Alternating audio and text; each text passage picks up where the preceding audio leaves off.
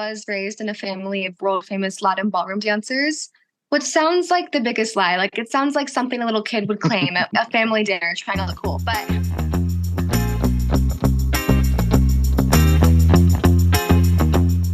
we're just going to keep the Utah train rolling. Today, we've got an episode with Emmaline Joy Belknap, a Utah-based actress and model. And then after we wrap up that interview, we'll catch up on what we've been watching lately.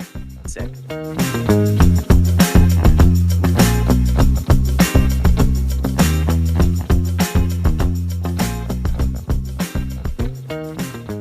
All right, Emmaline Joy Belknap, welcome to the Indie Magazine podcast. thank you for having me. Yeah, glad we could get connected. Tell everyone who's listening what your roles are in entertainment and what you currently do. Yeah, I am a professional actress, singer, model, and occasional dancer. It's really weird because I've only been musical theater trained. I haven't really had any other formal training, but a lot of my television stuff that I've done has been for dance, which is really weird. So I've done some stuff with So You Think You Can Dance. When I was 16, I did my national television debut and I got to dance with Allison Holker and the late Twitch, who was a genius and was the kindest human being. And then I think it's also because I was raised in a family of world famous Latin ballroom dancers, which sounds like the biggest lie. Like it sounds like something a little kid would claim at a family dinner trying to look cool. But so my aunt and uncles are Lacey and Benji Schwimmer. So Benji won So You Think You Can Dance. Lacey was on it, and then she went on to Dancing with the Stars. My aunt Heidi was on it. And then she ended up marrying 17-time world champion Donnie Burns for Latin ballroom dancing. They all did it growing up.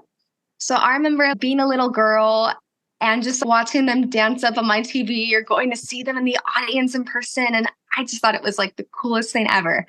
So watching them do it and tell these stories and just completely have no fear and just throw everything out there, it was just such a cool experience. And I was like, I want to do this. This is so cool. And there's nothing like performing. There really is no joy like it. So I was a military kid. So for every state that we had moved to, my parents would put me in an acting class or like an acting intensive as a way to meet kids. So I got into it doing that. And then my dad got discharged. So we moved to California and I went to high school, the entirety of it there, which was really weird for me to stay in one place. And when I was in high school, I was going to a performing arts high school, which I definitely have mixed feelings about because it's great training. But the egos on some of those kids are like nothing else I have ever seen. I can imagine. Like it's so crazy. Was that here in LA or where was that in California?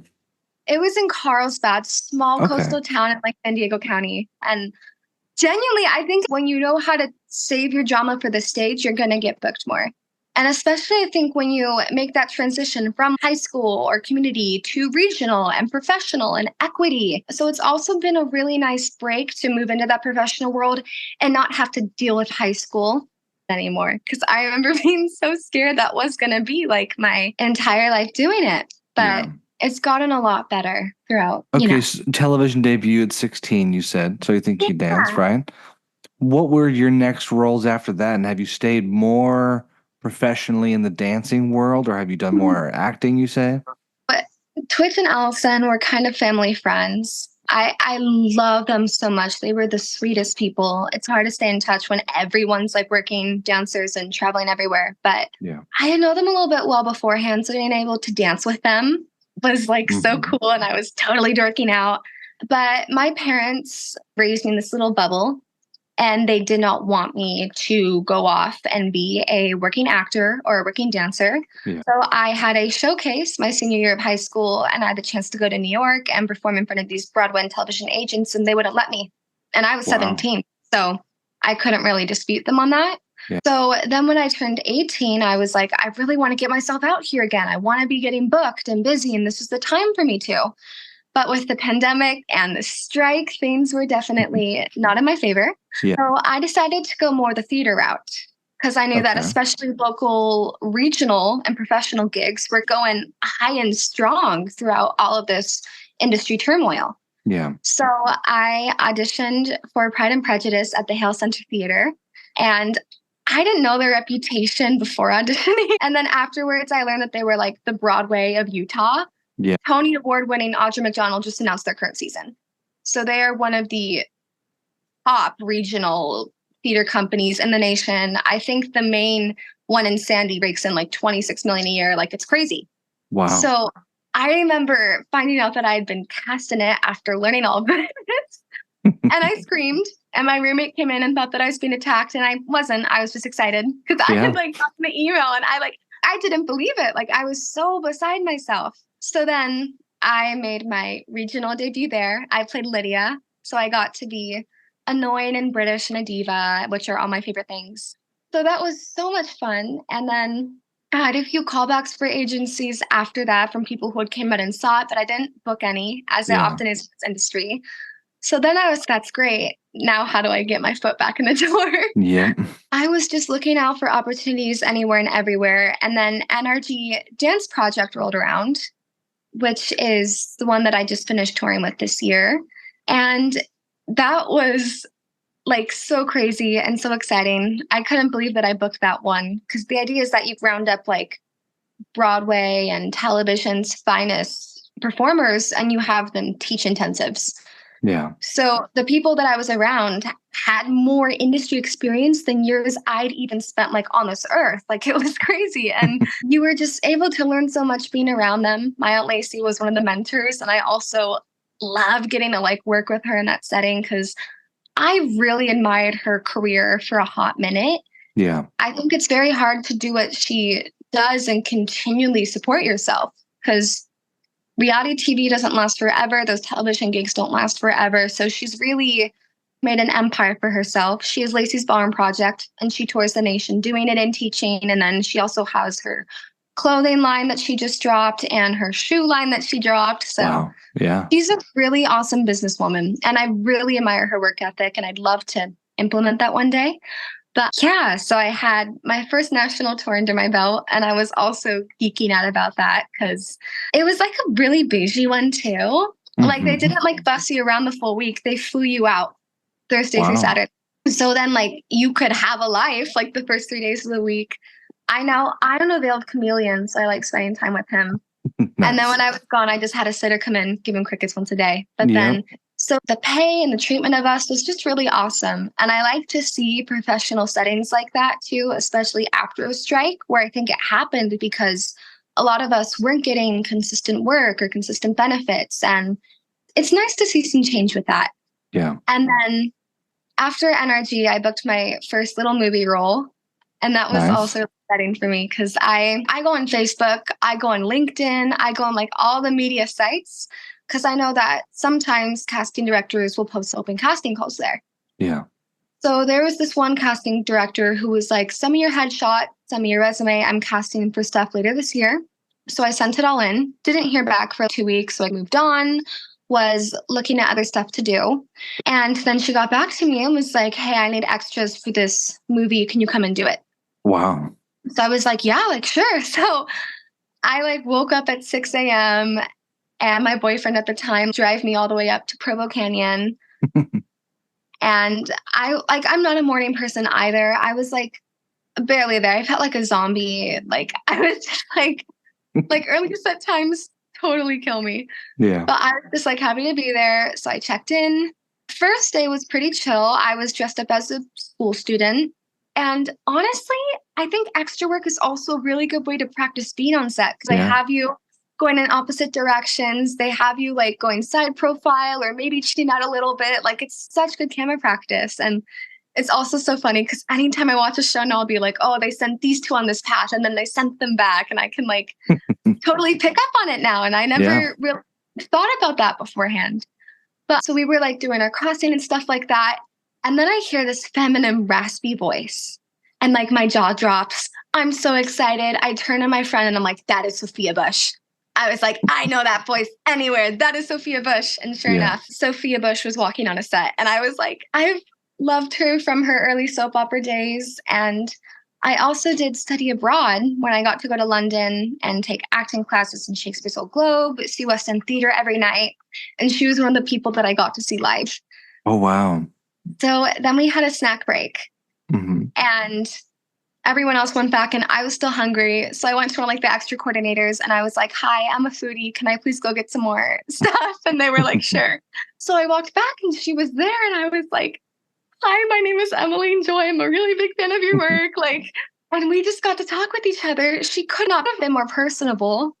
And something that I really loved is that she also asked about my career. Because I feel like so Wow. often I'm a fan, you shake hands, and then that's it. Yeah. But she was like, is this what you want to do? What does your career path look like? What are you hoping to do with this? Which was so awesome. And I was telling her about it. And then she was like, it's hard with acting because there's not one school that you can go to. There's so many different networks and it can be so hard to get your foot in the door. And then I got called back for my marks. I got caught away like yapping with her. So then I had to run back to my place. But oh my gosh, I was so dorking out. And then day 2, we're doing the crossing again. It was like another schoolyard scene. And oh my gosh, why was I blanking on his name? And then Chris Carmack from Grey's Anatomy walks past me. And I also happen to love Grey's. Yeah. Little cute personal lore about me. I have endometriosis and it can take up to 7 years to diagnose. I was really lucky. For me, it only took 1. Yeah. But during that time, I was like super sick. And when I wasn't in shows, I would literally just sit on my couch and watch Grey's Anatomy. This was my comfort show. So to have one of the actors coming from that show specifically made me so happy. And again, I got to talk with him because we had gone on break and he was standing right in front of me talking to the director. Yeah. And I met the director very briefly at a movie showing. So then I got to talking with him and I kept it real with him. I was like, I nearly broke when you walked past me. Like, I love you. I love your show. And I was like telling him my favorite storylines and he was like, oh, like you like really know your Grey's. And I was like, yeah, like I literally watched the show religiously. And then he was like telling me about how they only were able to film half a season with the strike and like how the writers stay current. And just him like talking about the behind the scenes was really cool to me. And I met so many people on that set. I love the casting director. I've gotten to know the director better. I just came off smiling and so excited. And then they bumped me up to a featured extra and I got to do a little scene with him. And that was That's awesome. Ever. Like I got home, did an audio message on my friends because I didn't know how to text it. It was just so cool. I can't wait for it to come out. It's called The Stranger in My Home. Stranger in My Home. Okay. And it was done with MPCA, which was really cool. Sounds like the right opportunity to get lined up with. Yeah. I know. More ways than one. Yeah, like it just happened to be these actors that I admired. The universe is so weird with what they choose to send your way. It's so cool. That's my very long-winded answer of... That's what you're up to. I guess with having dipped a toe in so many different forms, what do you prefer the most? Is there a ranking for you? Do you like it all right now between musical theater, dancing, modeling, film acting, TV acting? Modeling is definitely my top right now. Okay. And like acting has always brought such joy to me. Yeah. I will keep it real though and say that like with the limited opportunity that we've had coming off of the writer's strike and out of the pandemic, like I was talking to my acting coach about it in LA because she is based there and I'd love to go meet her in person and stuff. But we both were like, we're not going to do the move yet. Yeah. And this is coming from someone who had 30 years of experience in the industry. She's still actively casting in it. She was like, work is coming back to a slow pace right now, which also makes me a little bit sad because I know that so much of the acting side of it is just auditioning. So when there's not a lot of auditions, I feel like there is that anxiety of like, how am I going to get my foot in the door? Because like it brings me so much joy, but I feel like the outlet for it has been going a bit back and forth recently and it's making a slow come up. And I have friends who are in LA, who are in New York, who maybe did a feature film with Disney. And then it just goes back to dry and they're like trying to support themselves and it can be so chaotic. So I love acting and it makes me so happy. And I really hope that by the end of this year, it's really gonna pick up, build some momentum. Barbie and Oppenheimer were great for the industry and getting things back to it. But modeling, I've also noticed, is just very clean and cut. But you have the look, you don't, you do the shoot. It's just very go. And you also just get to network and meet people really quick. Yeah. Where I think sometimes with acting, they can be a little bit more nitpicky with what they're looking for. So it can be harder to book consistently, regardless of what your talent is. And at least in my experience with modeling, it's just been like, you're good, let's go, let's do it. Where did you first get started with modeling? Was it through one of these dancing or acting roles? Did you find a modeling agency? I'm actually self-represented still. Really? Wow, that's impressive. I want to say right coming off of NRG Dance Tour, I hopped into a Facebook group. Yeah. And was just looking for people who wanted to shoot. There's this one for this beauty brand who was looking for a model. So I sent them my headshot and my resume, and they had already booked out the studio, but then one of their models got sick. They called me in. So I ran down there, did the shoot. And then I was just going on Instagram, going into my algorithm, looking for who was good. And I saw this one photographer that I really liked. So I reached out to him, asked to do a shoot. We did the shoot. He referred me to some people that I worked with. Those people referred me to some people. Wow. And it was just so easy and quick, which I really appreciated. Yeah. And then for New York Fashion Week, it was just an open casting call. Sent my headshot, my portfolio, my digitals, my resume. And then that one I booked really quick. And then I have a few Zoom meetings for London Fashion Week as well. So wish me luck there. But that's awesome. Yeah, I guess I hadn't realized you could submit to something like New York Fashion Week without representation. Yeah, sometimes New York Fashion Week can be a little bit funky because they typically like to look for new faces, which is awesome. That's a good opportunity. Open casting calls are slim, but what I tried to do was to look at brands that were on the up and up, like where I was as a performer, so that they were still performing at this incredible venue. But they weren't like Dior or Nike or big brand names that you would need a agent for, but up the up and up with the same caliber. That was how I got my foot in the door with it. Talk about some of the modeling process of, you send in a headshot. What comes next? What happens leading up to a show like that? They will reach out to you, ask what your availability is. Typically, they'll give you more details later on because I know for New York Fashion Week, I submitted for that early June. Okay. Because even though it's in September, it's such a big event that they really do it months in advance. I had a friend who I just did a mermaid themed photo shoot with, and she's going to be a photographer in Paris Fashion Week. Wow. It's not happening till October, but they reached out to her late June because they really do to have it in advance. I'd say for less big venues and more intimate ones, when I've done runway before, I will DM them, or I'll just reach out to them and I'll send them all my info, which is rough because a lot of it when you are in the up and up is just doing all the networking yourself and being your own agent. Yeah. But I think it's also why it's so important to learn networking and to learn how to make connections. But for my first runway show, I reached out to them, sent them all my info. Then they asked me for my measurements. Okay. And I was at work when they asked me. Thankfully, I teach musical theater. And when I'm not teaching musical theater, I'm working at the dance boutique there. Nice. So I just pulled out the little measuring thing that they had there and saw what I was on my break. But then I sent them what my measurements were. And then they were just okay, here's the venue. We need you to come to this for a practice fitting to see what's going to work with you piece-wise. And then I just came back and I did the runway show. Wow. And that one was crazy because there was over 400 people there. And I'm not used to performing or modeling in front of people that big constantly. So I was a little bit a little shocked. A little bit shocked, but it was for a good cause. We didn't know until we were about to walk, but it was to raise the funds for a 17-year-old boy who had committed suicide, and the parents were trying to raise money for a funeral.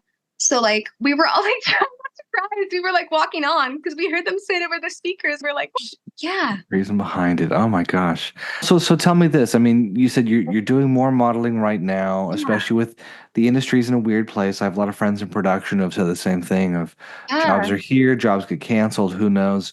Where do you see yourself in the next 5 or 10 years? Do you see yourself doing, again, more modeling, more dancing, more acting, film or TV? What do you really hope for? That's a really good question. I would hope to be booked and busy. Yeah, that's a good goal. Because I feel with how slow it can be sometimes, I want to be in a place in my career where I can just jump gig to gig. Yeah. And that's how well connected and represented that I am. I am hoping for representation. When I am in New York, I'll definitely be going to some open calls and trying to get my foot in the door. Gonna manifest it on here. One of the agencies that I have had my eyes on is United Talent. I've heard really good things about them. Yeah. I've also heard good things about Block Agency, about MSA Agency. But yeah, I love dance too. Dance is so much fun. I Yeah. have callback for a regional theater show on Monday where I would be a dancer. So Wow. Nice. hopefully I book that. But yeah, just to be booked and busy consistently. I feel like I get all this creative, artistic, whatever, like just very Mhm. pent up when the gigs are slow and there's Yeah. a lot of time in between. So I think to be more consistently would be really nice. So you wouldn't mind doing a little of everything as long as you're busy. Yeah, as long as I'm busy. And I feel like every single different type of whatever it is just Yeah. all helps you become more well-rounded as an artist. Like, Yeah. I know I would have never seen myself as a dancer because as much as I've tried to get myself up to that caliber, I don't know if I would ever call myself a dancer, Yeah. but it's what I've got booked a lot with and the people that I've met with and the cities that I've been able to go to and all the awesome food. I would Yeah. have never gotten to get any of that without that. But or even modeling, I never thought I would have been interested in that because I like Mhm. storytelling so much and I thought modeling would have been boring. Yeah. But then the more that I did it, I was like, no, this is actually really This is the fun. Like, exciting stuff. Yeah. yeah, I can tell a story with this. All of it's been really delightfully surprising. And I've also been really lucky that when I have been doing film stuff, I haven't encountered any of that toxicity or sexual harassment or Yeah. anything crazy like that. Cause I've definitely heard some horror stories that For kind of made me sure. like nervous going into it. And I think it's really important that we raise awareness about that kind of stuff. But I think it's also nice to reiterate that doesn't happen everywhere and that it isn't as, because I remember hearing all the stories and thinking that it would be. Yeah. And I was very fortunate that the people that I was on set with were just really chill and very anti drama, unlike Mhm. my high school. But no, dude, it was crazy. I cannot reiterate enough how delulu some of those girls were. Even the girls that got casted, because Yeah. especially in high school, it's rarely about who's talented me about who's paying the program or who's a senior or whatever. But I know that one girl that loved to cause drama who thought that she was like the next big thing on Broadway. Like literally sounded like a dying seagull anytime that she opened her mouth. Oh Like boy. I did not understand the hype around her. And people would turn around and be like, wow, she's really good. Even before she tried to start stuff with me, I was like, I hate to be rude, but it is funny to see the ego in some of those people because she has graduated and she hasn't really been doing much. And I Yeah. hate to say it, but karma is in fact a beautiful thing. Yeah, you never Yeah. know who's gonna really put the effort in and the work to make it happen. I guess that's one question I had for those listening who are maybe not in LA or New York or London Yeah. or Paris and who Uh-huh. want to get into this. I know you've already mentioned Facebook groups. What are some Yes. other ways you've seen? I know you had some connections, but what are some ways Uh-huh. post high school, if you don't go to school, what are some ways to get Hmm. involved in the creative arts like this? Genuinely, Facebook groups were my saving grail. Yeah. They're so awesome. I also really like Instagram for open casting calls. Okay. I know what I'll do if I'm not getting enough of the algorithm on there is I will just look up casting calls.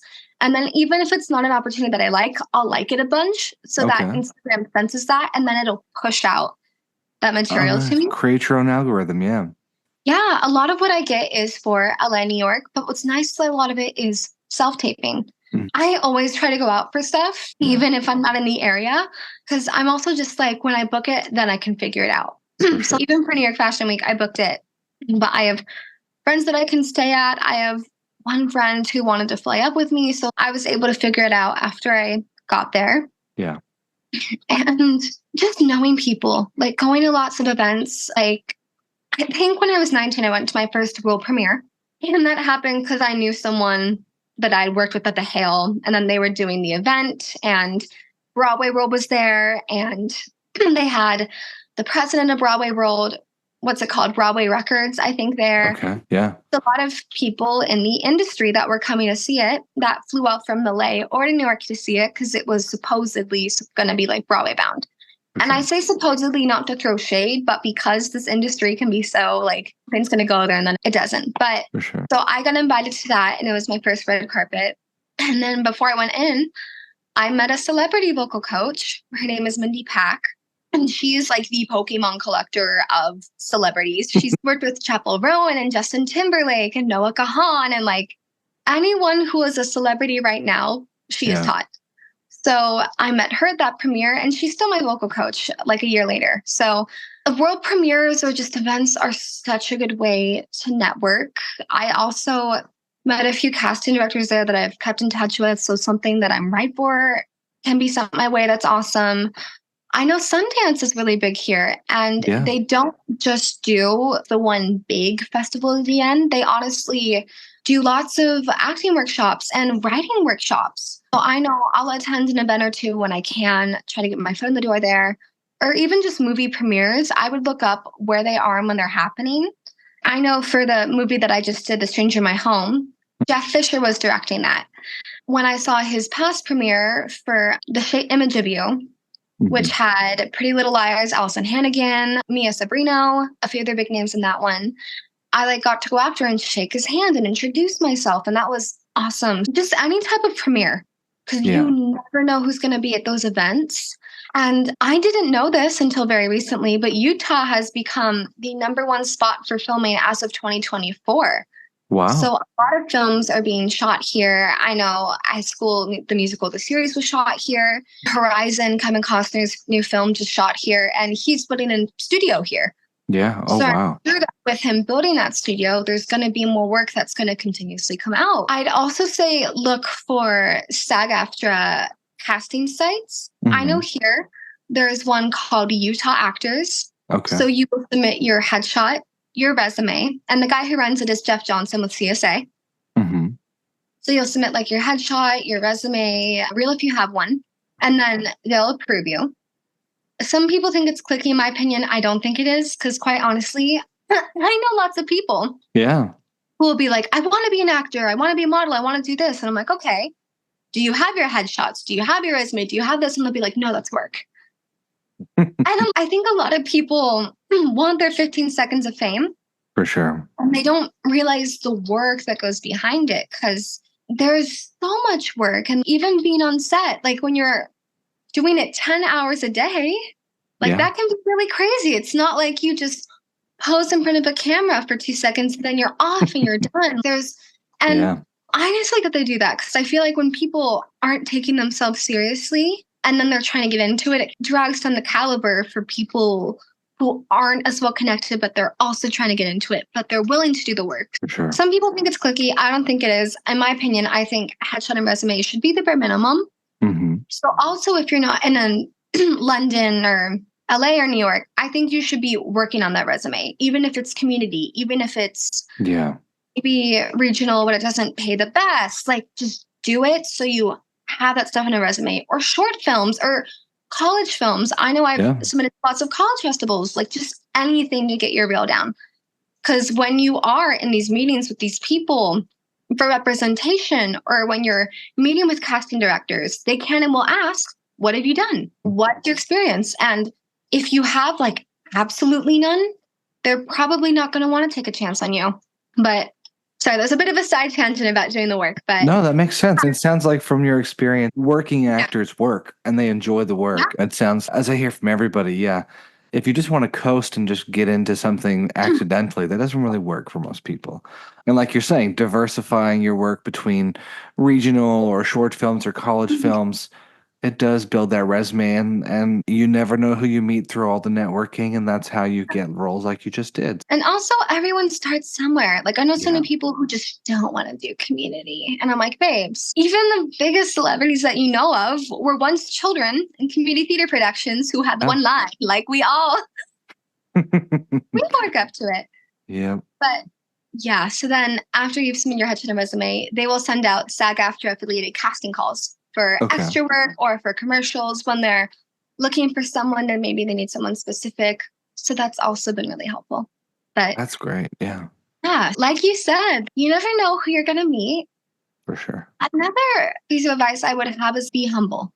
Yeah. Because I think so many people are awesome about it, but I also know some people who only want to do Broadway or movie level stuff in order to get their foot in the door. And more often than not, the amount of experience that you need for that, you're not going to be able to get your foot in the door trying to do that in the first place. Yeah. Even beyond that, sometimes you're going to have to step few paces back in your career. And when you do that, you have to be willing to do the work to get back there, which sucks when it can feel like it's less of an uphill journey and more of a ladder where you're constantly trying to find your footing. But I heard this one really good quote about it where they said, be careful who you're mean to on the ladder, because when you fall down, it's all the same people. Yep, that's true. And especially when things can be so up and down, you really just have to be kind to everyone. Because I also know some people who think they can get away with being rude or entitled or just, and even amongst the big working actors, that doesn't work anymore. People get canceled nowadays for doing that. And which is good, because honestly, I don't think that attitude is any place in a professional environment. Definitely not. Like, you hear about James Corden at the restaurant being mean to waiters. And then his show goes down. Or like Ellen, she was getting canceled for some work staff stuff, which I can't speak to because I've never worked with her. But after that happened, like it can happen to anyone nowadays. So don't think that you're ever hanging above it, because you're not. Which is also really nice that we've created this culture where we're like, hey, let's just be kind to people. Yeah. Less entitlement. I've never understood people with those types of attitudes either. Because to me, when you're like acting like you're better than other people or just mean or nasty towards other people, to me, there's no truer form of self-sabotage. Yeah. You really don't get anything out of it. You are ruining connections with people. You are coming across as unprofessional and callous. Like, you really do not gain anything from it. I guess last question before we wrap up. When you're not acting, dancing, modeling, any of those things, what do you do to fill your time now? Are you still watching a lot of TV and movies? Do you write or do anything on that front? I do. I've been working on a little something that I've been gatekeeping and that I'm going to be very protective of until I'm... Well, we'll have you back on when it's ready. Yep. But yeah, and then when I'm not, I am honestly just watching TV and movies. It's such good acting lessons too. One of my favorite shows that I've been watching right now is Law and Order Special Victims Unit. Okay. I have not ever seen bad line or a bad acting beat on that show. It really is a masterclass in all that type of acting regard. And also any celebrity who has ever existed has been on it. Yeah, that's like Bradley Cooper and Angela Lansbury and Julie Bowen. And to give me any actor's IMDb, they've probably been a guest star on it. Probably, yeah. It's also a show that I'm manifesting being on one day. I'm crossing my fingers for that one. But yeah, honestly, movies and film, if you want to get into it, watch it. Yeah. It's a really good way to do your homework. It does not happen overnight. Yeah, like you can get connected with these awesome people, but that does not happen by like sitting around and like twiddling your thumbs and hoping that it will. It's definitely a marathon is what everyone says. So it's a marathon, not a sprint. And those who stick with it long enough will have a career in it. It's just really sticking with it and working hard, and not just, like you said, not just sitting back with your arms crossed hoping for your 15 seconds of fame. Something that I love that my acting coach actually told me is she was like, if that's what you're going after, go on to like Instagram and do a dance where you're not really dancing. You're just moving your hands and your hips ever so slightly and wait for it to blow up. Yeah. There's easier ways than trying to get into an industry and working your way through unions and putting all the other work in, for sure. Yeah. I hope for everyone listening, they've gotten some good advice here. They've learned from your story, and I'll be sure to link your Instagram. What else? Where can people reach you if they have more questions? Oh, I am such an Instagram girly. I know that's how Gen Z of me, but I also have my email listed on my Instagram profile as well. Email me like headshots or resumes or questions. Like I got you on there as well. Perfect. I'll make sure those are both linked, as well as your IMDb and such. And thanks again for coming on this morning. Thank you for having me. It was so great to meet you.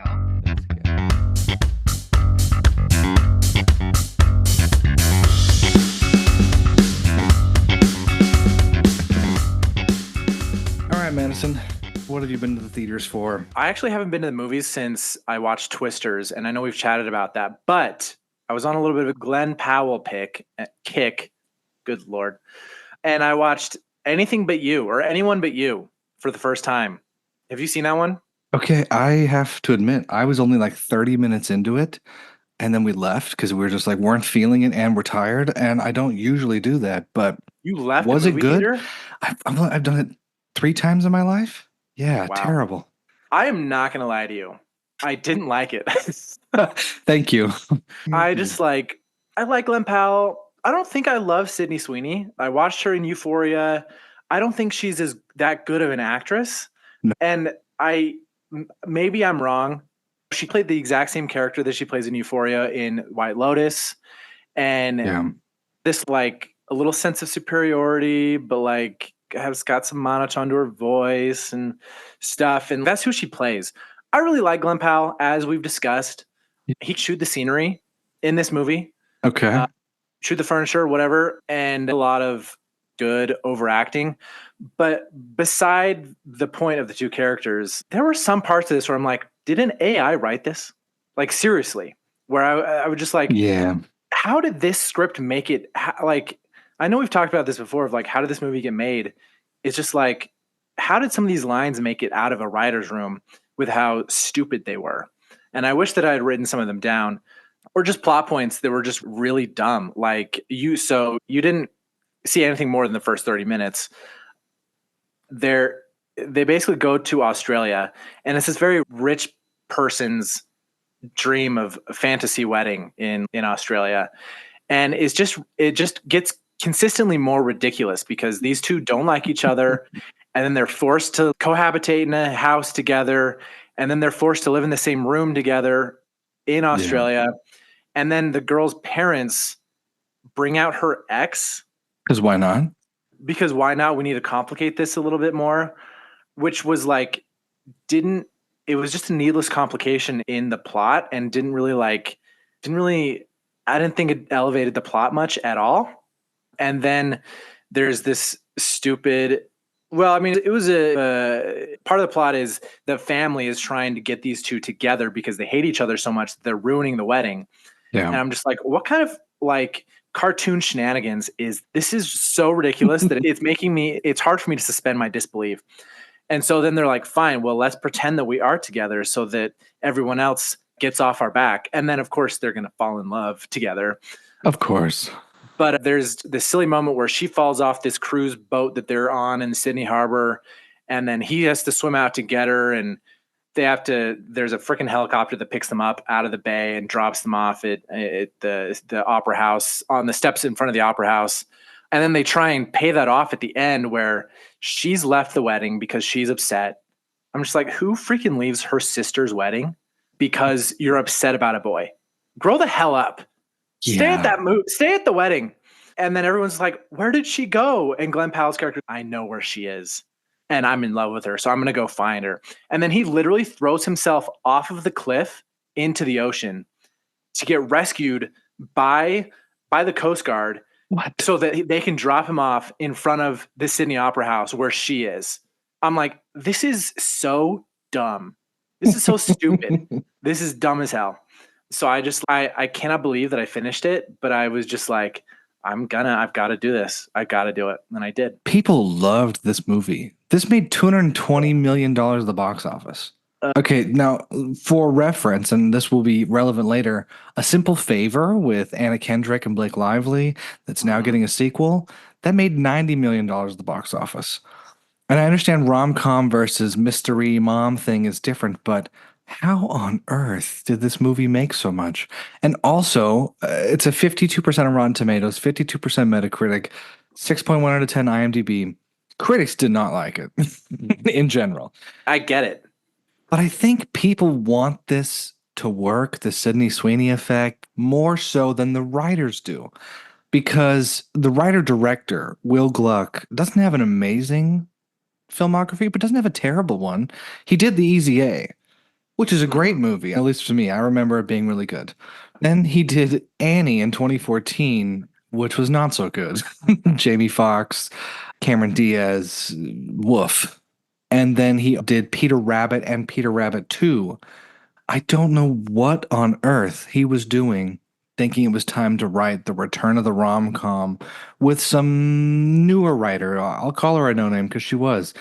Ilana Wolpert, who's written this and then some episodes of High School Musical, the series.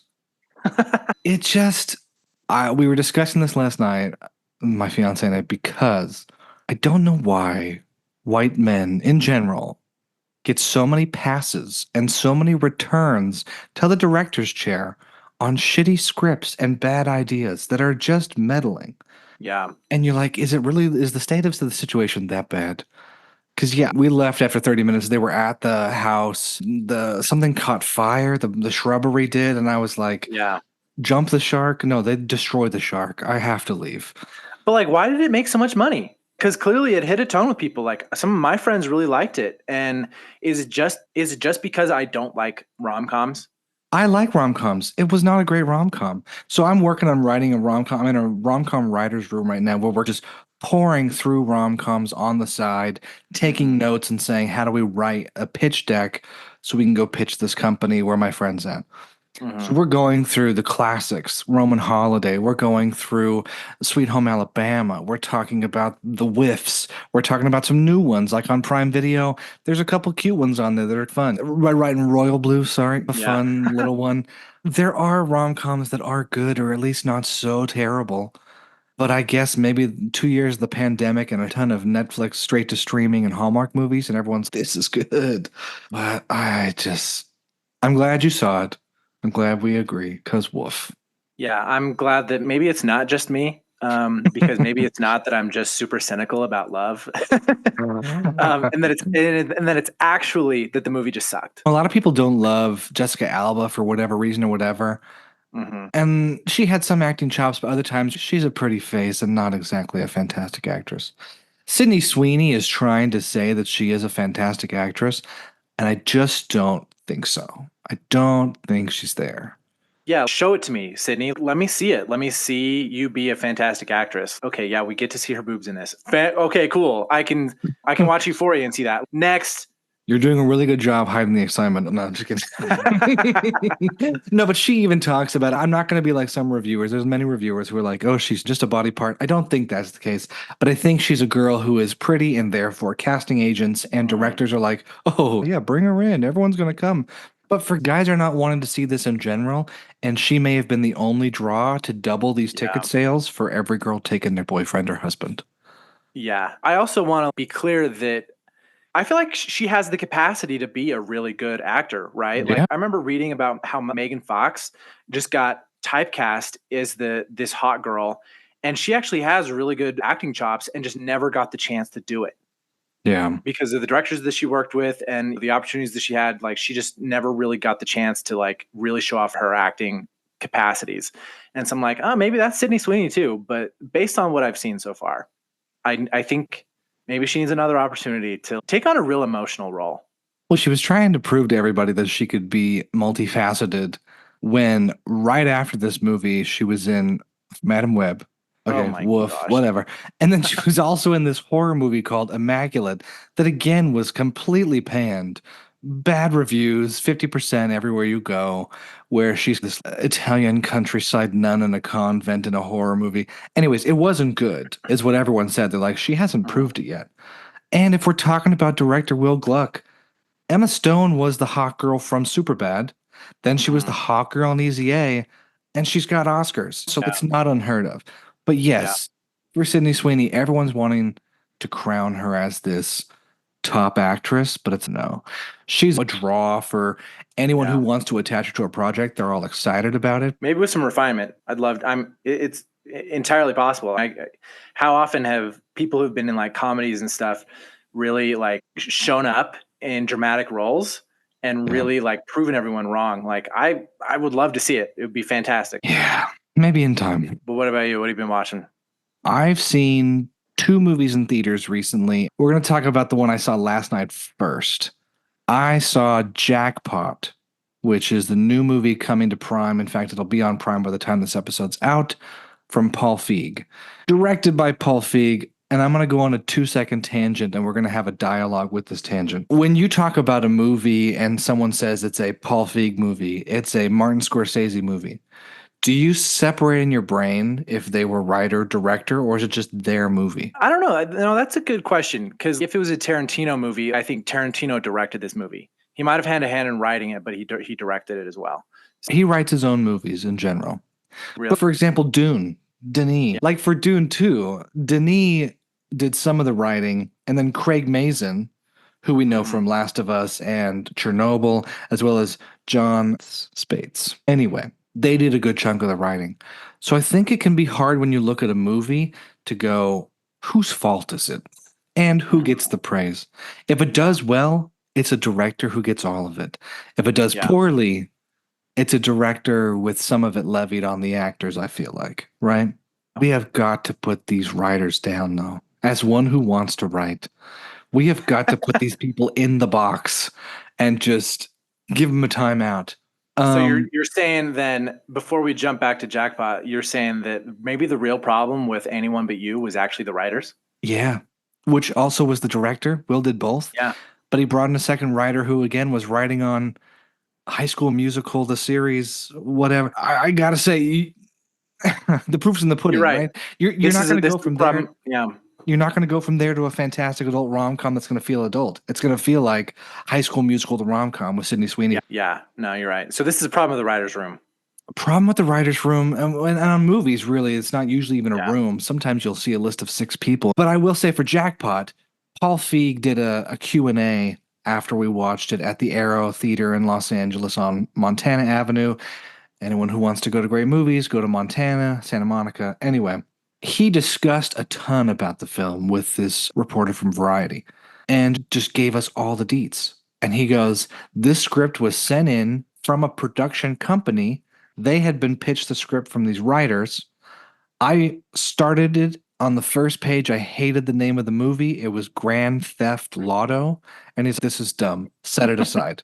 Just was done. Then Paul Feig's producer, Laura Fisher, texts him and says, you got a script. Have you read it yet? And Paul says, no. She's, okay, shut up, sit down, start reading it right now. This has promise. He gets to page 40 out of 200 and says, okay, I want to make this movie. Call the guys. Let's make a deal. Didn't even finish the script. And this is so wild and silly. It was a fun movie. We laughed all the way through. I enjoyed it, but it's something I will never watch again, which isn't a bad thing, but also isn't a good thing. Right. It's got John Cena. It's got Awkwafina. That rhymes. It's got Simu Lee just being fantastic. There's some fun surprises I won't spoil at the beginning of the movie. It's about what if California in 2026 made a lotto that everyone can play into, and whoever the winner is, the rest of Los Angeles gets to hunt them until sundown. And if you kill them, then you get their winnings. Holy cow.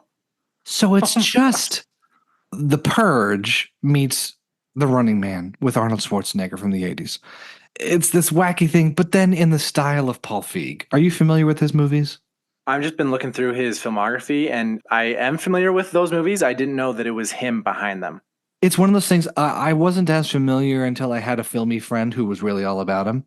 And I was like, oh, okay, that's his movies. And he did act for a long time. He was in Sabrina the Teenage Witch. His movies have a certain sensibility that are just interesting and fun. We recently had one of his development executives on a few months ago, Zoe Dennis. So you can go back and listen to her podcast. But all of his movies are just like a little over the top at points. And that was this movie. Because the conceit is like kind of fun. What if you had to hunt somebody down and get the lotto? John Cena's great. He plays just like flat, smiley John Cena the whole time, just the good guy. Simu Lee's fantastic as this kind of like mysterious protector agency for anyone who wins the lotto. You can sign up and protect them. Anyway, it's chock full of fridge logic. It's chock full of moments where you're like, the budget was lacking because those motorcycles just ran into a giant stack of cardboard boxes. There's only so many walls you could blow through on a 1996 Chevy Impala SS. I shouldn't know that. I'm slightly autistic. Just kidding. I'm a man. I'm a man. We know these things. I'm just looking at every aspect and I'm like, okay, the budget wasn't fully there. And I looked it up. The suggested budget is around like 80, 90 million. So many corners cut. Just, it was fun. but there's just a lot of moments where you're like, that was fun but dumb. So I want to hear what you think about it once you've seen it. I hope you enjoy it. Turn your brain off. That's all I can say. Yeah. I ate through the entire bag of popcorn, if that tells you anything. I'm like, okay, here's my measurement. I just ate the entire bag. But good on Paul Feig because he just keeps going. He's got a Simple Favor 2 coming out. I didn't like the first one. He had his Ghostbusters in 2016. That's still a sore subject for him. Yeah, that one was dumb. And of course, he was like, it's just because everyone hates women. And I'm like, but, or was it that the writing was terrible? No, was it just that the writing was terrible? And see, that's where I just continually come back to. I'm like, at what point do you just say, it's not that everyone's a hater, it's that it just wasn't well done? Yeah.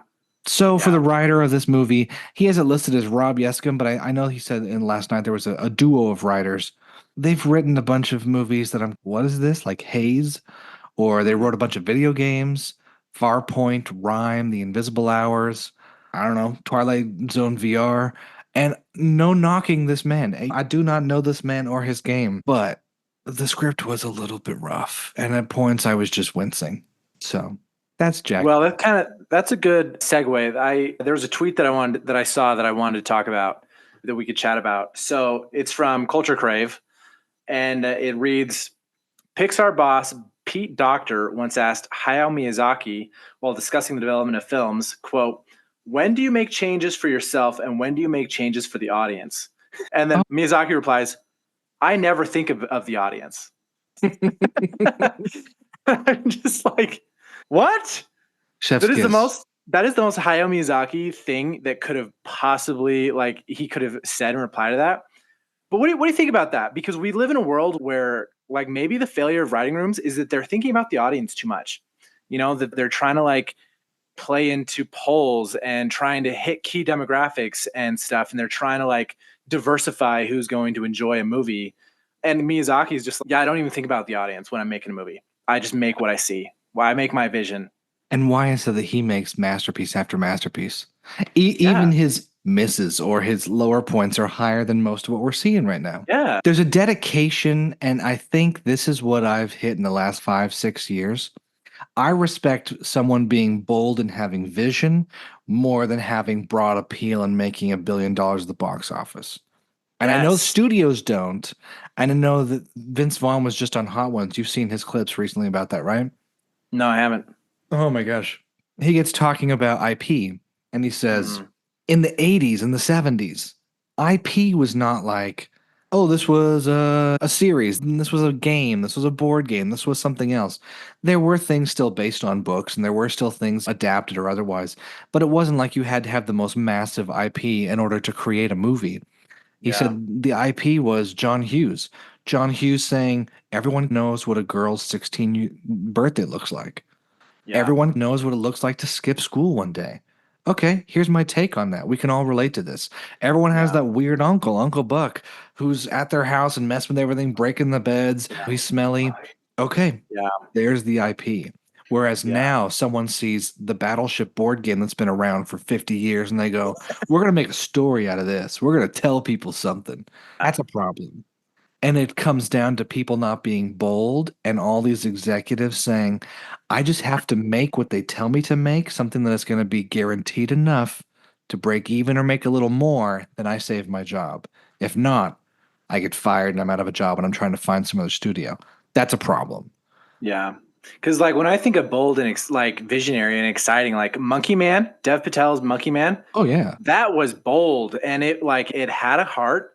And yeah, was it as refined as some of these other, like, Hollywood movies? No, it wasn't. But it doesn't matter because it had personality, it had a style, and it was bold. And it was a work of a vision, right? Dev Patel had a mission involved or in mind when he was making this.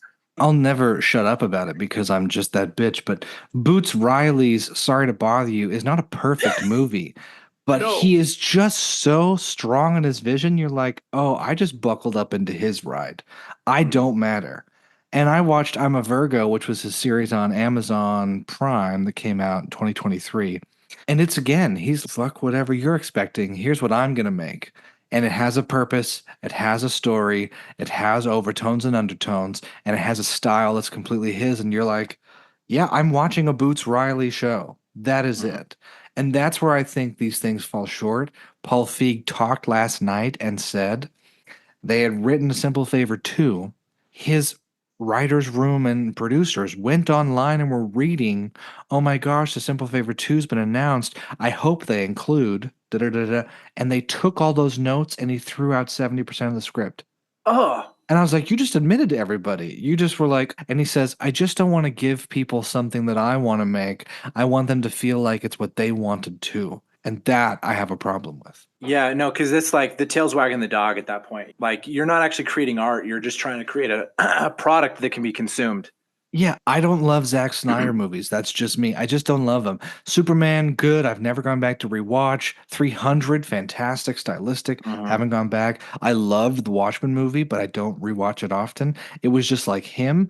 I'm glad he's, make some more bombs and do your thing and then change it to whatever you've got to do or figure out a way. But don't go the other way, in which you cater everything you do to the audience. It's frustrating. Yeah. Well, I'm glad that I saw that tweet in our little 10-minute break and thought it would be interesting to talk about.